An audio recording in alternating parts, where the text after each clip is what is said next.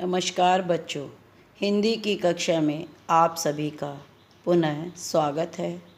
बच्चों, आज की कक्षा में हमारे अध्ययन का विषय आपकी पाठ्य पुस्तक वसंत भाग 1 का पाठ 4 है, जिसका शीर्षक है चांद से थोड़ी सी गप्पें।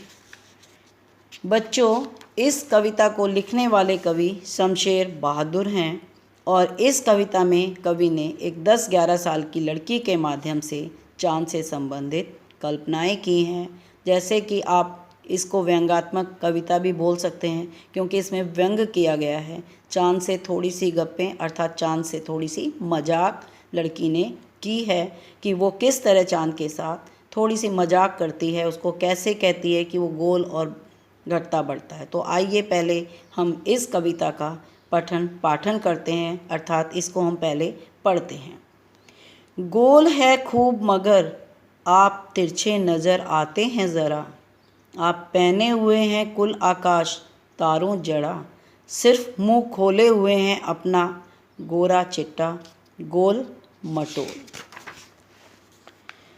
अपनी पोशाक को फैलाए हुए चारों सिमत आप कुछ तिरछे नज़र आते हैं जाने कैसे।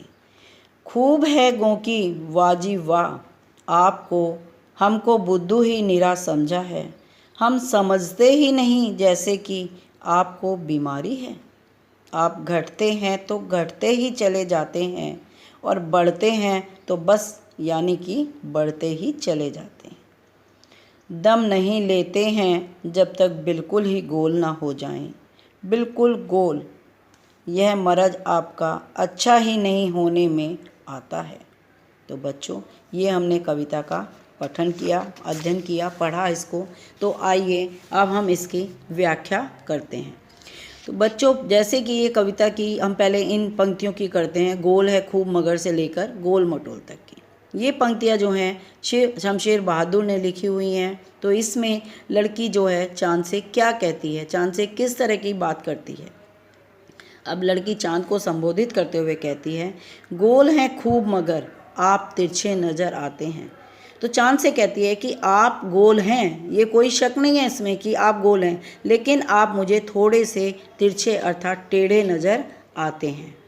आप पहने हुए हैं कुल आकाश तारा जोड़ा, आपने चारों तरफ जो है तारों जड़े आकाश की पोशाक धारण की हुई है, ले उसमें से केवल सिर्फ आपने अपना मुंह खोल रखा है, अर्थात आप चारों तरफ से आकाश रूपी पोशाक से ढके हुए हैं और उसमें से केवल अपना मुंह दिखा रहे हैं, जो कि गोरा चिट्टा और गोल मटोल है।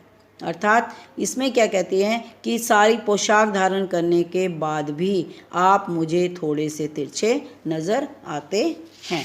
अब अगले लाइन की हम व्याख्या करते हैं। अपनी पोशाक को फैलाए हुए चारों सिमत, यहाँ से लेकर और आपको बीमारी है। तो अब इसमें क्या कहती है लड़की कि आपने चारों सिमत मतलब दिशाओं में, चारों दिशाओं में अपनी पोशाक को फैला रखा है। चारों दिशाओं में पोशाक को फैला रखा है किस प्रकार कहा गया है, क्योंकि आपने देखा कि चांद के चारों तरफ आकाश फैला हुआ है।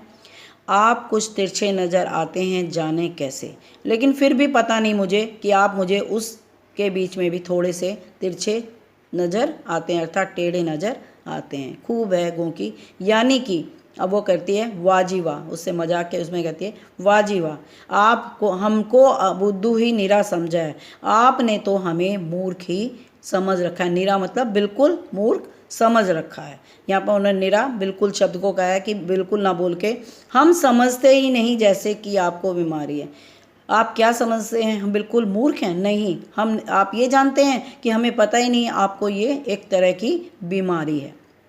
तो चांद को कहती है कि आपका जो ये तिरछे होने की बीमारी है, ये आपको वैसे नहीं है, आप तो ये समझ रहे हैं कि हमें कुछ नहीं पता, लेकिन हमें पता है आपको ये एक तरह की बीमारी है। अब वो क्या बीमारी बताती है इसमें, तो इन पंक्तियों में बताती है कि उसको क्या बीमारी है। आप घटते हैं तो घटते ही चले जाते हैं और बढ़ते हैं तो बस यानी कि बढ़ते ही चले जाते हैं। तो कविता में इनमें लड़की चांद को क्या कहती है कि क्या बीमारी है आपको, कि जब आप घटना शुरू होते हैं तो बिल्कुल धीरे धीरे घटते ही चले जाते हैं, और जब बढ़ना शुरू होते हैं तो बढ़ते ही चले जाते हैं।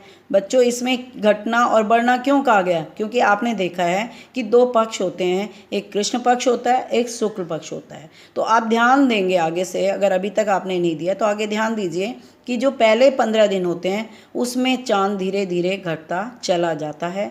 जैसे आप देखें, पहले गोल होता है, फिर थोड़े से किनारे कटती है, फिर थोड़ा सा, और अंत में 15वें दिन जो है वो बिल्कुल समाप्त हो जाता है, बहुत छोटा सा हो रह जाता है। तो ये उस दिन अमावस्या की रात होती है, और उस दिन के बाद वो धीरे धीरे थोड़ा बढ़ना हो जाता है और अंत में आके गोल हो जाता है।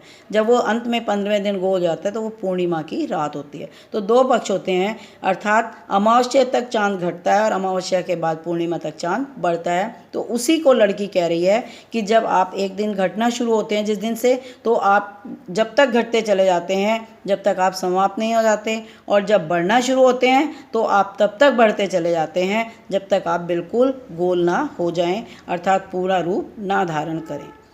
तो यह मरज आपका अच्छा ही नहीं होने में आता। तो यहाँ कहती है कि ये जो बीमारी है, मरज बीमारी है, ये आपकी समाप्त होने पे नहीं आती, ठीक होने में नहीं आती।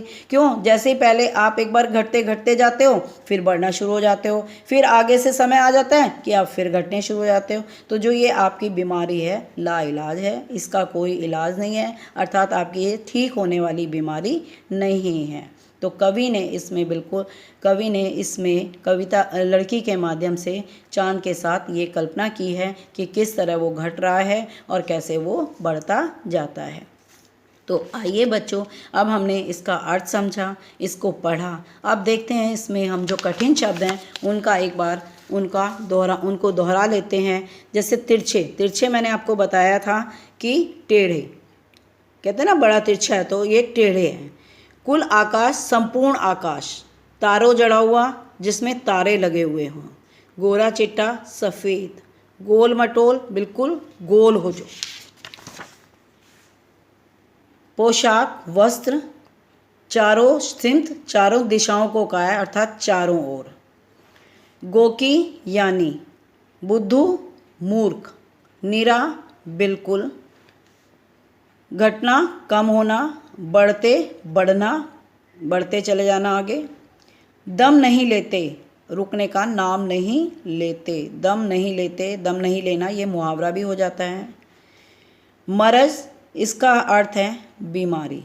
तो इसमें कवि ने आपको समझ में आया कि चांद से क्या मजाक गप्पे करवाई हैं लड़की की। इससे संबंधित आपने एक कविता और पढ़ी होगी, जब वो चांद पोशाक धारण करने की बात करता है कि सिलवा दे माँ मुझे ऊन का मोटा एक जंगोला।